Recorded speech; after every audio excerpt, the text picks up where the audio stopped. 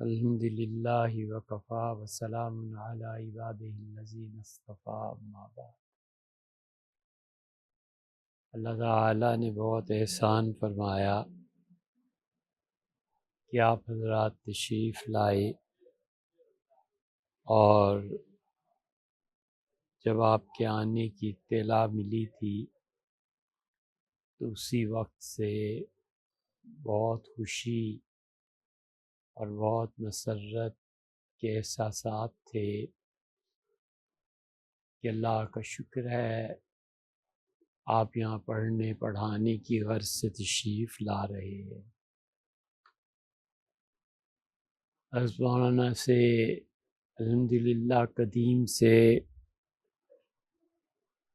ان کی خدمت میں یہاں بھی حاضری ہوتی ہے، اور اللہ تعالیٰ نے جس رواں طبیعت اور سیال قلم سے انہیں نوازا ہے، یہ اللہ کا بہت بڑا انعام ہے ان پہ۔ ہم جیسے لوگ جو ان کے خوشہ چین ہیں، ہمیں بھی شکر ادا کرنا چاہیے۔ آپ کو تو بہت شکر ادا کرنا چاہیے اللہ کا، اور آپ کے استاد ہیں، آپ ان سے پڑھتے ہیں، عمر بھر ان کے احسان کو ماننا چاہیے، اور خود انہیں بھی یقیناً وہ اللہ کا شکر ادا کرتے ہوں گے، اور چاہیے کہ اور زیادہ شکر ادا کریں وہ بھی، ہم بھی۔ جتنے اللہ کے احسانات بڑھتے جائیں، عبدیت اور بندگی میں اضافہ ہونا چاہیے۔ تقریباً ایک ہفتہ آپ نے یہاں گزارا، اور کوشش کے باوجود اتنی فرصت نہیں ہوئی کہ آپ سے کچھ طویل نشستیں ہوتی، حتیٰ کہ آج جانے کا دن آ گیا تو سب کچھ چھوڑ کے اس لیے آپ حضرات سے بات چیت کرنا ہے کہ آپ کا شکریہ ادا کریں۔ آپ نے اپنے قیمتی وقت کو یہاں صرف کیا، اور خوشی رہی اس بات کی کہ آدھی آدھی رات کو بھی آپ بچے کتابوں میں مصروف تھے، مطالعے میں بھی، اور اسی طرح دن کا اکثر حصہ کتابوں کی جستجو میں گزرا۔ اور اللہ کا بہت بڑا احسان ہے کہ ابھی مجھے معلوم ہوا کہ 3-4 ہزار صفحات کی فوٹو کاپی آپ نے یہاں کی کتابوں سے لی، اور بغیر کسی اجرت کے، اشارتاً کنایتاً بھی کسی نے آپ سے کچھ نہیں کہا۔ عزت نفس بہت بڑی چیز ہے، اللہ کا شکر ہے کہ اس کا پاس یہاں کے عملے کو رہا، اور ہم خاص طور پہ انہیں گزارش کرتے رہتے ہیں کہ کسی آنے والے کو ہم سے ذہنی جسمانی کسی طرح کی کوئی تکلیف نہ پہنچے۔ بشریت اور اس کے تقاضے الگ چیز ہوتی ہے، لیکن عمداً کسی انسان کو کسی بھی طرح تنگ کرنا یہ مکارم اخلاق کے منافی۔ آپ حضرات نے پڑھا، یہاں پہ نئی کتابیں دیکھی، آئے دن کتابوں میں اضافہ ہوتا رہتا ہے، اور اللہ کا شکر ہے حت الوسع ہم کتابوں کو جانے نہیں دیتے۔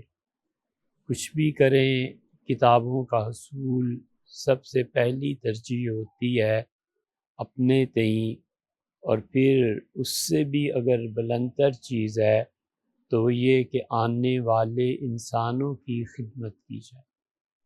اگر آدمی پڑھنے ہی کے لیے نہ آئیں تو کیا فائدہ ان کتابوں کا، اور کیا فائدہ اس ساری جدوجہد۔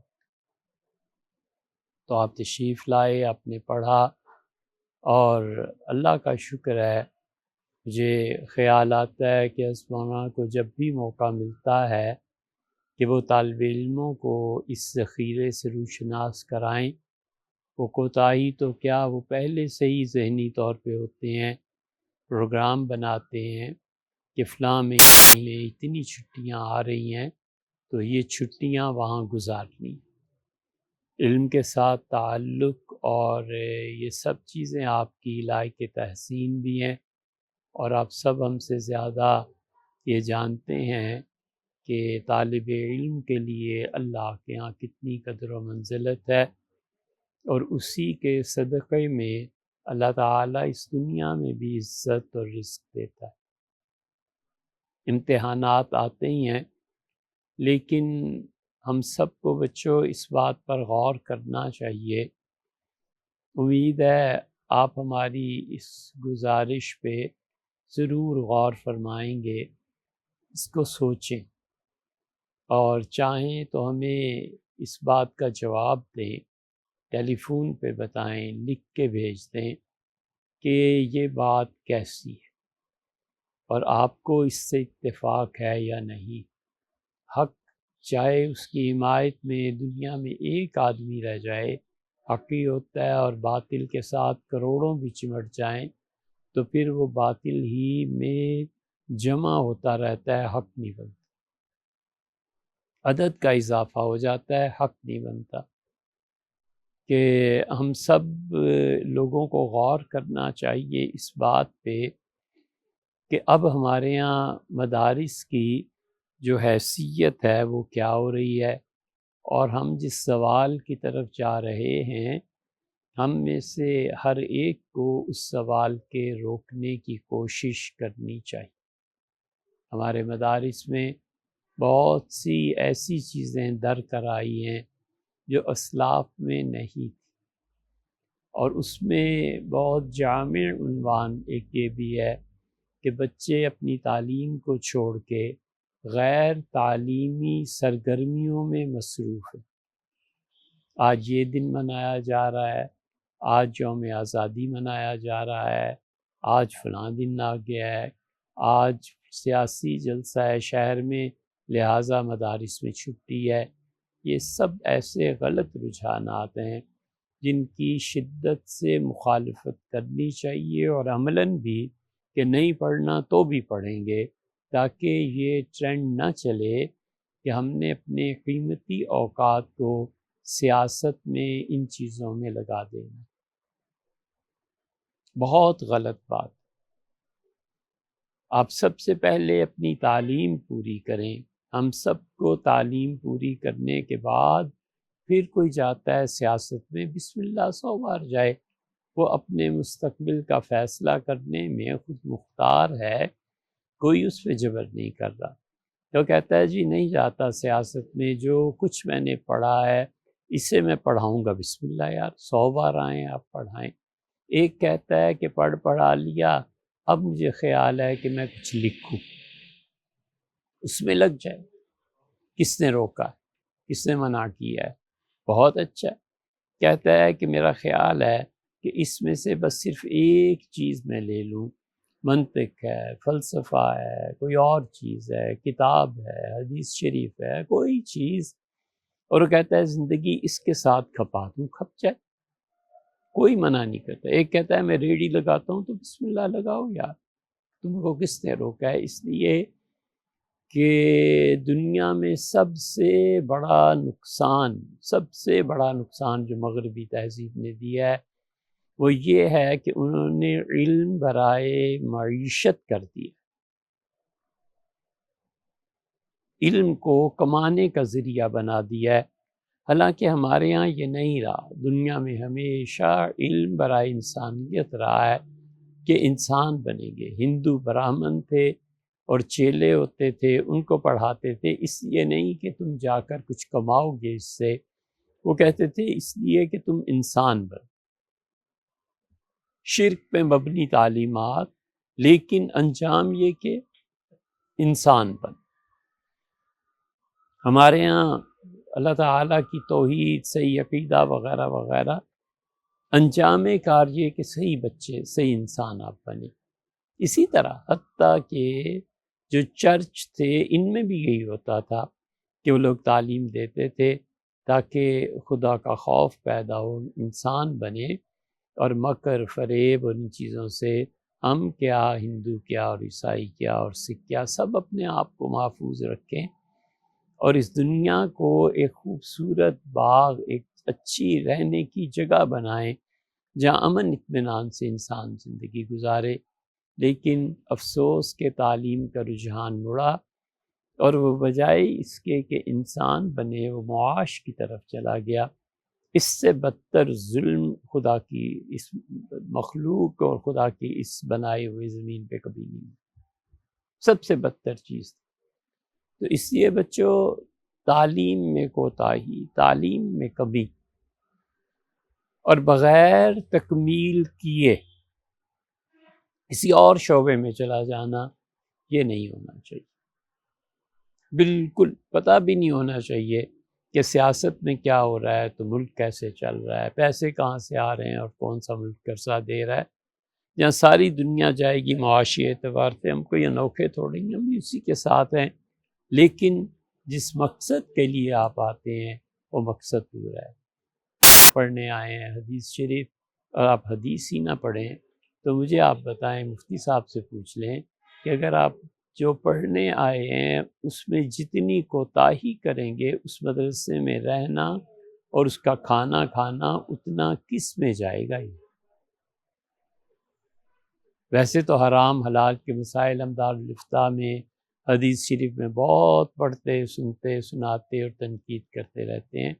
ہم اس ترازو پہ اپنے آپ کو تولیں کہ لوگوں نے پیسہ دیا ہے کہ ہم لوگ پڑھیں، انہوں نے کتابیں مہیا کی ہیں کہ پڑھیں، اور ہم وہ نہ کریں تو ہم اللہ تعالیٰ کو کیا جواب دیں گے؟ اور یہ کھانا قسمت میں جائے، رہائش اور سب چیز۔ اسی طرح بچوں، یہ جو رجحان پیدا ہو گیا ہے، ہم تو اسے بڑا برا سمجھتے ہیں، آپ چاہے اسے اچھا سمجھیں۔ ہم کہتے ہیں اس کا یہ طریقہ جو اب چل پڑا ہے، حتیٰ کہ پتہ نہیں کس بنا پر اب لکھا بھی جاتا ہے کہ یہاں مغربی تعلیم بھی دی جاتی ہے۔ مدارس میں بچوں کو لانے کے لیے کہ یہاں مغربی تعلیم بھی پڑھائی دی جاتی، ایسے الفاظ لکھے ہوئے ملتے ہیں، اور افسوس ہوتا ہے کہ مغربی تعلیم آپ کیا چیز دے رہے ہیں؟ آپ میٹرک کرا رہے ہیں، ایف اے کرا رہے ہیں، آپ کا خود اپنا نصاب بھی ٹھیک نہیں ہے۔ اچھا بھائی، مانا تم نے پڑھا لیا، اب نہ وہ ادھر کا ہے اور نہ ادھر کا، اس نے مغربی تعلیم حاصل کرنی ہے تو بچہ جائے، کوئی اچھا افسر بنے، عہدے پہ جائے، ڈاکٹر بنے، انجینئر بنے، فوجی افسر بنے، 100 بسم اللہ، اللہ اور ترقی دے، اللہ اور محنت کی توفیق دے۔ اور ادھر وہ شیخ الحدیث بنے، شیخ التفسیر بنے، مفتی بنے، صاحب علم ہو، فقیہ ہو، منتسب ہو مجتہد کی طرف، اس درجے تک بھی ترقی کر جائے جس سے وغیرہ تھے، الحمدللہ بڑی خوشی ہے۔ لیکن یہ جو اختلاط ہے مشرقی اور مغربی تعلیمات کا، نہ یہاں کا چھوڑتا ہے نہ وہاں کا چھوڑتا ہے۔ ہم چاہے ایک ہی ہوں، ہم کہتے ہیں بس صرف مغربی زبان ایک ضرور پڑھو، فرانسیسی پڑھ لو، انگلش پڑھ لو، اسپین کی زبان پڑھ لو، تاکہ یہ دین پورا معقولات سمیت، یہ یاد رکھنا، معقولات سمیت پڑھ کے اللہ توفیق دے، کسی ملک میں چلے جاؤ، کسی جنگل میں چلے جاؤ، کسی ملک کے جا کے ان کی اپنی زبان میں دین ان کو سمجھاؤ۔ وما ارسلنا من رسول الا بلسان قومہ۔ ایک مغربی تعلیم کی چیز پڑھ لیں، ایک کمپیوٹر، آپ اس کے بغیر اب گزارا نہیں، یہ چیز کر لیں، لیکن یہ پورے نصاب اور ایم اے کی سند ہو گئی اور ایف اے کی اور بی اے کی، تو جتنا تم نے وقت لگایا ہے وہ وقت یہاں صرف ہونا چاہیے تھا، یہ تعلیم پوری ہونی چاہیے۔ یہ آپ سے وہ آدمی نہیں کہہ رہا جس نے مغرب کا کوئی مخالفت کا ٹھیکہ لیا ہوا ہے یا اس سے واقف نہیں ہے، یہ وہ کہہ رہا ہے جو اس سے بھی واقف ہے۔ ہم جانتے ہیں کیا پڑھتے ہیں اور کیا پڑھاتے ہیں۔ ہمارے ہاں تو بچوں جو ہدایہ پڑھا سکتا ہے نا، وہ 100 پی ایچ ڈی سے افضل، اور وہ 1000 مقالے لکھنے والے سے افضل ہے۔ وہ جو ہائی کورٹ کا جج ہے وہ اتنا نہیں جانتا جتنا ہمارے یہاں ہدایہ پڑھانے والا جانتا ہے۔ ہدایہ پڑھنا اور پڑھانا، آپ لوگ اس سے گزر رہے ہوں گے یا گزر چکے ہوں گے، اللہ تعالیٰ آپ کے ہمارے علم میں برکات نصیب فرمائے، یہ بہت بڑی چیز۔ تو اس لیے ہمیں یہ سوچنا چاہیے، صحیح طریقہ ہمارے نزدیک یہ ہے کہ ایک مغربی تعلیم سیکھ، انگلش پڑھو، بہت اچھا پڑھو، اس میں تفسیر لکھو، اس میں دین کی دعوت کا کام کرو۔ اور یہ چیزیں جب ہم یہ نہیں کر رہے نا، جب ہم نہیں کر رہے تو نتیجہ یہ نکلا ہے کہ علماء کی جگہ ان جہلاء نے سنبھال لی۔ اور حضور صلی اللہ علیہ وسلم نے آیا تھا نا، ضلوا وضلوا، خود بھی گمراہ ہوں گے اور لوگوں کو کریں گے۔ اب یہ طریقہ چل پڑا، یہ پچھلی ایک صدی سے ہم مطالعہ کرتے ہیں، دیکھتے ہیں کہ سب وہ لوگ جو دین کی الف با بھی نہیں جانتے، وہ بھی دینی مسائل پہ اور حتیٰ کہ عقیدہ اور علم الکلام میں وہ لوگ کام کر رہے ہیں، باتیں کر رہے ہیں۔ لا حول ولا قوت الا باللہ۔ کوئی عذاب قبر کا انکار کر رہا ہے، کوئی حضرت مسیح علیہ السلام کے نزول ثانی کا انکار کر رہا ہے، کوئی حدیث کا انکار کر رہا ہے۔ اس کی بنیادی وجہ سچ پوچھو تو یہ ہے کہ ہمارے ہاں علماء جو اس منصب کو سنبھالنے والے ہیں وہ نہیں تیار۔ ہم لوگوں نے اپنی جگہیں چھوڑ دی ہیں اور خانہ خالی رہا دیومی کی۔ جب گھر خالی ہو جائے تو جنات آ جایا کرتے ہیں۔ اب ہمارا یہ حال ہو گیا ہے۔ اور پھر جب سے یہ سوشل میڈیا آیا ہے، کوئی دن نہیں جاتا جس دن کوئی نئی تحقیق، کوئی نیا فتنہ، کوئی نئی گمراہی، حتیٰ کہ کفر تک کی چیزیں اب آنے لگی ہیں والعیاذ باللہ۔ اور کوئی آدمی ان میں ایسا نہیں ہے جو سمجھانے والا ہو کہ بچے یہ آپ نے پڑھا ہی نہیں، آپ کو پتہ ہی نہیں ہے کہ علم کیا ہے اور عقیدہ۔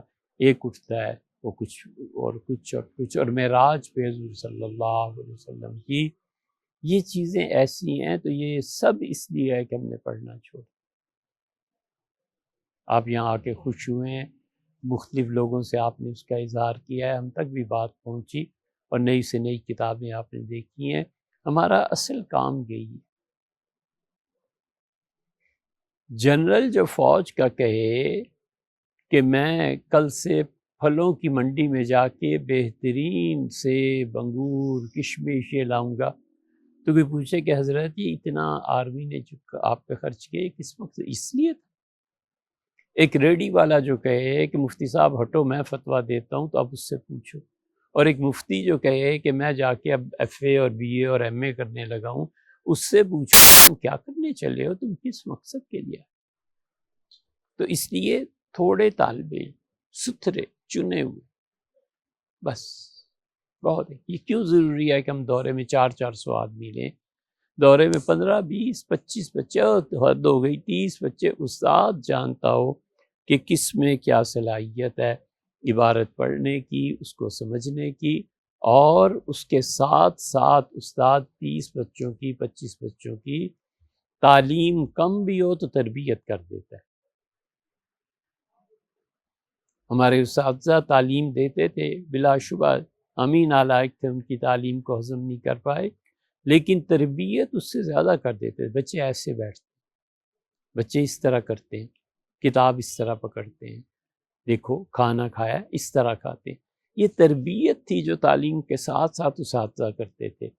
اب سچ پوچھو، ہے اگرچہ تلخ بات، لیکن یہ تربیت کا پہلو مدارس میں بھی نہیں رہا۔ کالجوں اور یونیورسٹیوں کا تو حال ہی نہ پوچھو کہ وہاں تربیت کیا ہے، کس کو چھپائیں اور کس کو ظاہر کریں۔ مدارس میں بھی تربیت کا وہ نظام نہیں رہا، اس لیے ہر جگہ فقدان ہو گیا ہے، کیونکہ بچے اب ہزار ہونے لگے، تو کیا پتہ ہے شیخ الحدیث کون ہے، اور شیخ کو کیا پتہ ہے کہ کون سا بچہ کتنی استعداد اور قابلیت رکھتا ہے۔ اساتذہ اتنے اب بھی یہ کوئی بڑی بات نہیں ہے، اب بھی اساتذہ ایسے ہیں جو بچوں کو پڑھاتے ہیں، تھوڑے بچوں کو 15 20 بچوں کو، تو کہتا ہے بچے آپ اس پہ کام کرو، انشاءاللہ کامیاب ہو جاؤ، کیونکہ اس کی عمر گزری ہوئی ہوتی ہے نا جی۔ تو اس لیے ہمارے ہاں یہ زوال کی چیزیں ہیں، ہمیں اس چیز کو روک لینا چاہیے، ہمیں اس چیز کو کوئی سیاست نہیں، کوئی دخل نہیں۔ اسی طرح قطعاً ان مدارس کا رخ نہیں کرنا چاہیے بچوں جن مدارس کی سرپرستی حکومت وقت کرتی، یہاں پیسہ حکومت دیتی ہے نا، کوشش کر دور رہے ان مدارس۔ ہمارے سامنے بہت مثالیں ہیں، تھوڑا سا وقت ہے، لیکن ہمارے قریب کے دور میں مشرف صاحب نے ماڈل مدرسہ کھولا تھا نا، کیا ہوا؟ شاید آپ میں سے کوئی نام بھی نہ جانتا ہو کہ ماڈل مدرسہ کیا تھا۔ ہمارے اسی قریب کے دور میں عمران خان صاحب نے جیلم میں وہ صوفیوں کی ایک بنائی تھی یونیورسٹی، یہاں سے صوفی پیدا ہوا کریں گے۔ پھر کئی ایک کلائی سلسلہ قادریہ میں، قادری یونیورسٹی، پتہ نہیں کیا نام بھی رکھا۔ پھر کیا ہو گیا اس کا؟ کہاں خانقاہیں اللہ اللہ کرنے والے، اور کبھی ان میں کوئی مراقبہ ذات میں زندگی گزار دیتا تھا، کوئی آدمی ذکر قلبی میں اور لطائف ستہ میں اور محنت میں اور مشائخ کی بیعت میں عمر بیت جاتی تھی ان لوگوں کی۔ کہاں اب یونیورسٹیاں کھلیں گی اور یہ ہوگا؟ کہاں گیا بہاولپور والا مدرسہ؟ حالانکہ اتنے بڑے بڑے لوگ وہاں گئے، نواب صاحب نے قائم کیا، نواب بہاولپور نے اپنے خزانے ایک طرح سے کھول دیے، انہوں نے کہا آؤ پڑھو۔ لیکن یہ پتہ نہیں اس سرکاری پیسے میں ایسی نحوست ہے کہ چلتا نہیں۔ ازواں ابو الحسن علی ندوی رحمۃ اللہ علیہ فرماتے تھے، ہم نے حضرت رحمۃ اللہ سے سنا، فرمایا کہ ہوا یہ کہ جب مولانا ابوالکلام آزاد وزیر تعلیم بنے تو انہوں نے خط لکھا کہ حکومت اتنے پیسے دینا چاہتی ہے۔ تو شورا کا اجلاس ہوا، فرمایا میں بھی تھا، میرے دوست مسعود عالم ندوی بھی تھے، سب لوگ بیٹھے ہوئے تھے۔ سب سے بڑا مسئلہ یہ پیش ہوا کہ مولانا آزاد کی کہی ہوئی بات کو رد کیسے کریں، اور اگر پیسے لے لیں حکومت سے تو یہ ہمارے روایات کے خلاف۔ تو جب مسئلہ پیش ہوا تو مولانا مسعود عالم ندوی رحمۃ اللہ علیہ نے فرمایا کہ اسے میں حل کر لوں گا۔ مولانا مسعود عالم ندوی کو پڑھنا، اگر مولانا مسعود عالم ندوی رحمہ اللہ نے مودودی صاحب کی کتابوں کا عربی ترجمہ نہ کیا ہوتا نا، تو عالم عرب مودودی صاحب کو جانتا بھی نہ ہوتا کہ کیا۔ ان کو پڑھو گے تو چلے گا تمہیں اس کا۔ مولانا مسعود عالم ندوی نے کہا اس بات کو چھوڑو، یہ تو میں ہی حل کر لوں گا۔ ان کا حضرت پھر شورا میں رہ کیا گیا؟ یہی تو سب سے بڑا مسئلہ تھا ان کا۔ بے دلی چلے گئے اور مولانا آزاد اپنے کمرے میں داخل ہوئے، دروازہ بند ہو گیا۔ مولانا مسعود عالم ندوی حضرت رحمۃ اللہ فرماتے تھے پہنچے تو اس نے کہا کہ آپ نے وقت لیا ہے؟ انہوں نے کہا نہیں وقت نہیں لیا۔ تو اس نے کہا پھر تو ملاقات نہیں ہو سکتی۔ انہوں نے سمجھایا کہ بھئی میرے اس کا کچھ نہیں ہو سکتا، مولانا آزاد وقت کے بڑے پابند ہیں۔ تو مسعود عالم ندوی رحمہ اللہ ٹہلنا شروع ہو گئے۔ تھوڑی دیر بعد اس نے کہا مولوی صاحب آپ جاتے کیوں نہیں؟ تو انہوں نے کہا اس لیے نہیں جاتا کہ میری اور مولانا ابوالکلام آزاد کی دوستی کی 25ویں سالگرہ ہے دلی میں، تو میں نے وقت لینا ہے کہ کون سا وقت رکھیں جب تم اور میں دونوں بیٹھ کے سالگرہ منائیں۔ اس کے کان کھل کے اس کا ہو حضرت کا بہت پرانا جانا اندر گیا، تو مولانا خود اٹھ کے آئے، تو مولانا مسعود عالم ندوی سے ملے، ساتھ لے گئے، بٹھایا۔ انہوں نے کہا میں صرف ایک بات حضرت پوچھنا چاہتا ہوں کہ شبلی اور سید سلیمان ندوی اور ان سب لوگوں کی قبروں پہ لکھا جائے کہ بانیان ندوہ، اور آپ کی قبر پہ لکھا جائے کہ ندوہ کو اس نے ختم کیا، ایسی باتیں لکھی جائیں۔ مولانا آزاد ظاہر بڑے ذہین آدمی تھے رحمہ اللہ، فوراً سمجھ اور فرمایا چھوڑیے اس بات کو آگے، بس ختم ہو گئی۔ نہ انہوں نے خط کا تذکرہ کیا نہ سرکاری۔ اس لیے جتنے بھی یہ مدارس ہیں نا بچوں، بہت زور و شور سے اٹھتے ہوئے ہم نے دیکھے، اور علماء جا رہے ہیں اور یہ ہو رہا ہے اور وہ ہو رہا ہے، باقی وہی چیز رہی جو مفتی شفیع صاحب رحمۃ اللہ علیہ نے قائم کی، حضرت بن نوری رحمۃ اللہ علیہ نے قائم کی، باقی وہی چیزیں نہیں، باقی سب مٹ گئی۔ آپ اپنے پشاور میں دیکھ لیجئے، دارالعلوم میں الحمدللہ، اٹک وہ کوڑا خٹک میں الحمدللہ، یہ چیزیں اخلاص کی بنیاد پہ چلتی ہیں۔ تو اس لیے کبھی ان مدارس کا رخ نہ کرنا جہاں پر حکومتی مدد۔ تیسری چیز جس کی طرف توجہ دلاتا ہوں، اگرچہ چیزیں تو بہت سی ہیں، کہ علم میں محنت کر، علمی سطح ہم لوگوں کی گر گئی۔ دو مثالیں اس کی بھی دے دیتا ہوں۔ مثلاً آپ جانتے ہیں کہ ابن حمام رحمۃ اللہ علیہ کے مشہور ترین شاگرد اور سب سے قابل ہستی، جسے ہم تھوڑا بہت سمجھ پائے کون سی ہے؟ قاسم بن قتل رحمہ اللہ، ان کی 100 سے زیادہ کتابیں ہیں، اور مارکیٹ میں دیکھنے جاؤ تو 5-7 کتابوں سے زیادہ نہیں ملتی۔ حضرت امام اعظم ابو حنیفہ رحمۃ اللہ علیہ پہ جو اعتراضات کیے گئے تھے، ہدایہ کی جو احادیث پہ اعتراضات کیے گئے تھے، قاسم بن قبطبغہ رحمۃ اللہ علیہ نے اس کے جوابات لکھے ہیں، اور یقیناً آپ نے نہیں پڑھے نا، وہ کہاں ہے کتاب؟ اس کی کھوج لگانی ہے، اس کو پڑھنا چاہیے۔ سخاوی رحمۃ اللہ نے جو کچھ لکھا ہے اس کی تلخیص انہوں نے کی ہے، ادب میں، عربی ادب میں اندلسیہ کے قصائد کی انہوں نے تشریحات کی ہیں۔ آپ کا میدان اگر ادب ہے وہ دیکھنا چاہیے۔ تفسیر میں قرآن کریم پہ انہوں نے کیا لکھا ہے، کون سا شعبہ ایسا ہے جس میں قاسم رحمۃ اللہ نے نہیں لکھا، اور آپ تشریف لائیں۔ آج بھی صبح کوئی 50 کے قریب کتابوں کی ہم نے انہیں املا کروائی ہے کہ بچوں یہ کتابیں تلاش کرو، ان کے نسخے ہے کا۔ میں نے کہا اس پہ محنت ہونی چاہیے۔ میں آپ سب کو دعوت دیتا ہوں، جب حضرت وہاں سے فارغ ہو جاؤ اچھی طرح، اور مولانا اپنی سفارش کر دیں ہمارے پاس، یہاں آؤ رہو، ان کتابوں کو نکالو کہاں۔ آپ کے جو اخراجات ہیں، جو ماہانہ ہیں، وہ تو آپ کو دینا ہی دینا۔ اس کے علاوہ آپ اتنے دن رہے، ہمارا نہیں خیال 1 پائی بھی خرچ ہوئی۔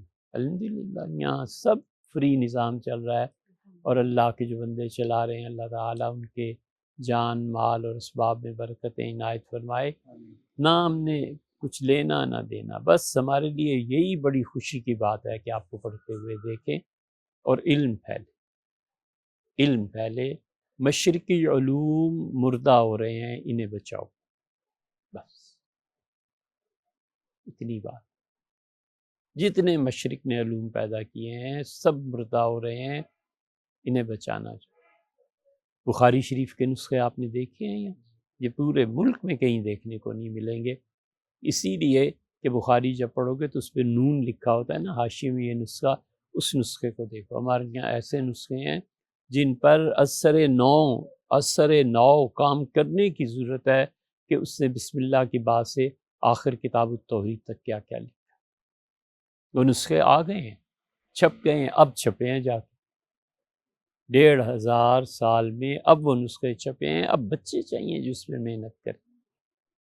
جب فارغ ہو جاؤ تو یہاں آ جاؤ، ان چیزوں پہ محنت کرو۔ 50 کتابیں آج مولانا قورمہ زاہد صاحب کو بٹھا کے لکھوائی ہیں کہ حضرت مجھے بتائیں ذرا چیک کر کے ان میں کتنی چھپی ہیں اور کتنی نہیں چھپی، اور 63 کتابیں ان کی اور اپنے علم میں ہیں، کہ 113 کتابیں ہمارے علم میں ہیں، یہ قاسم رحمۃ اللہ علیہ کی، اور ہم آپ کو ان کے نام بتا سکتے ہیں، یہ بتا سکتے ہیں کہ اس کو دیکھو شاید فلاں جگہ سے چھپی ہو، شاید نہ چھپی ہو۔ تو یہ پوری زندگی کا موضوع ہے۔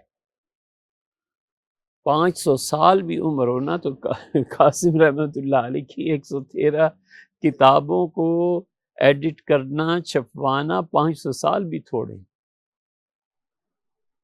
اس پہ 5 آدمی لگ جائیں کہ یار اس پہلو کو میں لے لیتا ہوں، اس پہلو کو میں، ہیں کتابیں کا اچھا نسخے میں منگاتا ہوں، کئی سال میں جا کے اچھا اس نسخے کی اس کے ساتھ تحقیق کرو، الفاظ کیا ہیں، یہ چیزیں۔ دوسری مثال آپ کو دے دیتے ہیں، بس پھر بات ختم کرتے ہیں۔ حضرت شاہ ولی اللہ رحمۃ اللہ علیہ جو ہم سب کے جد اعلیٰ تھے، ان کی کتابیں نہیں چھپی، ان کی کتابوں کو آپ لوگوں نے پڑھا نہیں، اسے پڑھو، اس سے نئی راہیں کھلتی ہیں، نئی راہیں کھلتی ہیں۔ ابن رشد ہوتا، حضرت شاہ ولی اللہ صاحب رحمۃ اللہ علیہ کے پاؤں دھو کے پیتا۔ شاہ صاحب رحمۃ اللہ علیہ اتنے بڑے آدمی تھے، حیرت ہے مغلوں کا جتنا شدید زوال ہوا، اور اس سے زیادہ حیرت ہے کہ شاہ ولی اللہ رحمۃ اللہ علیہ جیسا آدمی دہلی پیدا ہو۔ آپ لوگوں نے نہیں پڑھا۔ مشرقی علوم میں کون سا علم ہے جس میں شاہ صاحب رحمۃ اللہ علیہ نے، جس میں اپنا قدم نہ رکھا ہو؟ شاہ صاحب رحمۃ اللہ علیہ کی کتابیں آپ لوگ پڑھتے نہیں۔ شاہ صاحب رحمۃ اللہ علیہ کی سطاعات ہے، لمعات ہے، ہمعات ہے، اب وہ جو لمحات ہے نا شاہ صاحب رحمۃ اللہ علیہ کی کتاب ظلم ہے، وہ چھپی ہے اور اس پہ لکھا ہوا ہے لمحات، حالانکہ لمحات نام کی کوئی کتاب شاہ صاحب کی ہے ہی نہیں، وہ لمحات ہے، لمعہ کی جمع، اور یہ جو چھپی ہے اس کے اوپر لمحات لکھا ہے، لمحہ کی جمع۔ اور شاہ صاحب رحمۃ اللہ علیہ سے کوئی کتاب لکھی، اس کو آپ پڑھتے ہیں پھر آپ کو پتہ چلتا ہے اچھا شاہ صاحب رحمۃ اللہ علیہ نے علم نجوم پہ کیا بحث فرمائی۔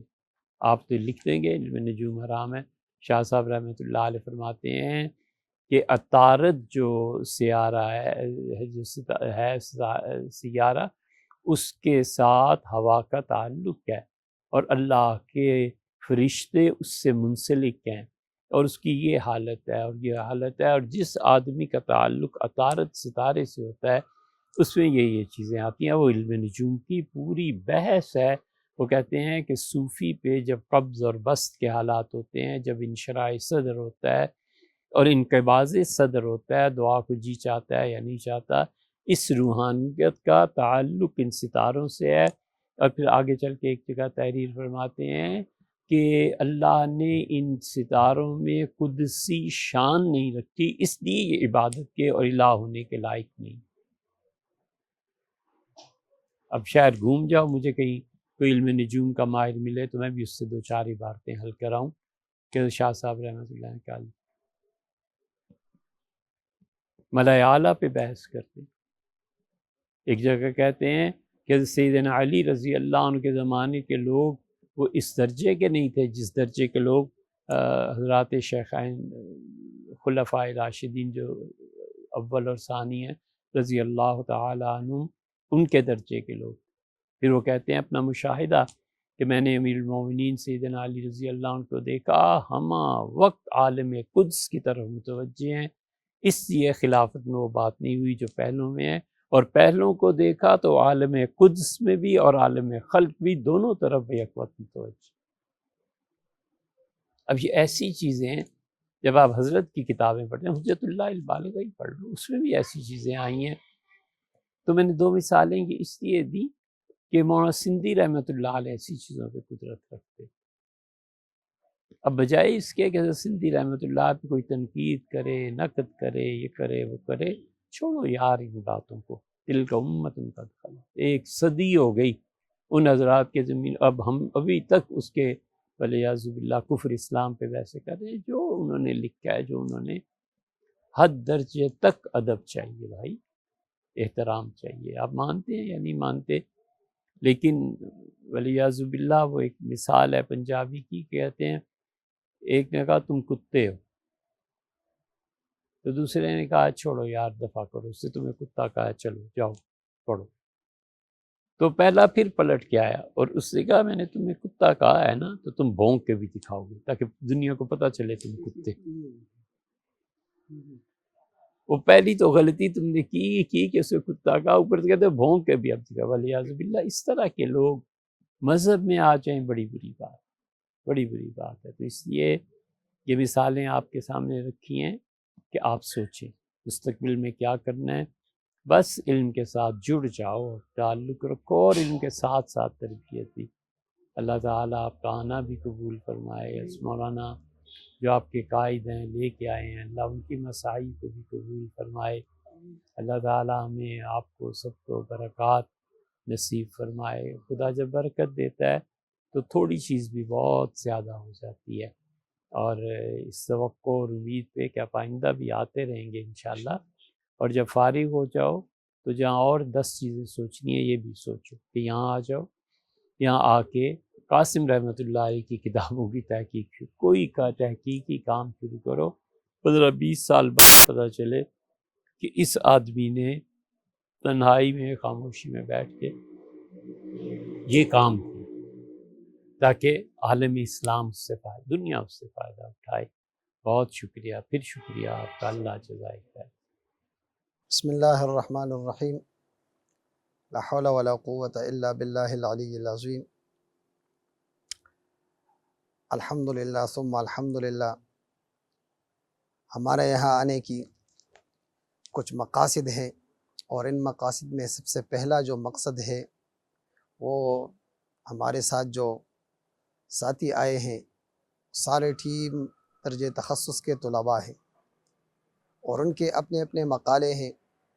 تو مقالے لکھنے میں اکثر جو دقت اور پریشانی آتی ہے وہ مراجع کی ہوتی ہے، کتابیں کہاں ملے گی، محقق نسخہ کہاں ملے گی، آسانی سے کہاں دستیاب ہو جائے گی، فرصت کہاں ملے گی۔ اسی سوچ پہ پہلی روایت کے مطابق تقریباً 5-6 سال سے ہم آ رہے ہیں، اور سال کے آخر میں جو طلباء مقالے لکھتے ہیں، خصوصاً وہ طلباء ہم یہاں ساتھ لے کر آتے ہیں۔ تو اس سال میں بھی الحمدللہ یہ جو 10 طلباء کرام ہیں اس پروگرام پہ آئے ہیں کہ یہاں اپنے مقالوں کی تکمیل کریں۔ یہاں کی ماحول اور یہاں کی فرصت اور یہاں کی سہولیات آدمی خود متاثر کرتا ہے۔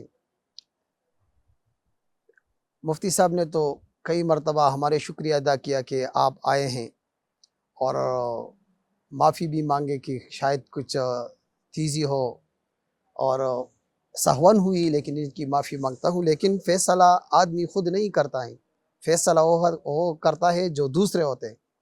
ہر آدمی اپنے حق میں اور اپنے بارے میں اپنے آپ کو کمزور سمجھتا ہے، لیکن ہم جو فیصلہ کرتے ہیں کہ اللہ جل شانہ نے ان کو بہت وسعت ظرفی دی،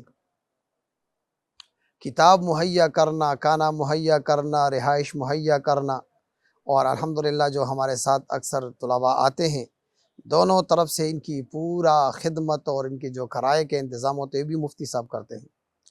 تقریباً 2 رات پہلے کچھ ساتھی بیمار ہوئے، تقریباً رات 12 بجے تھے، مفتی صاحب سے رابطہ ہوا تو انہوں نے دوائی کا انتظام کیا 12 بجے، سردیوں میں 12 بجے تک۔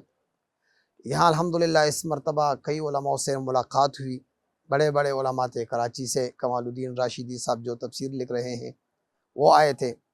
کل رات تقریباً 1 بجے عبدالشکور ترمیزی صاحبال دامت برکاتہم وہ آئے ہیں، ان سے ملاقات ہوئی، گفتگو ہوئی، علمی تبادلے خیالات ہوئی۔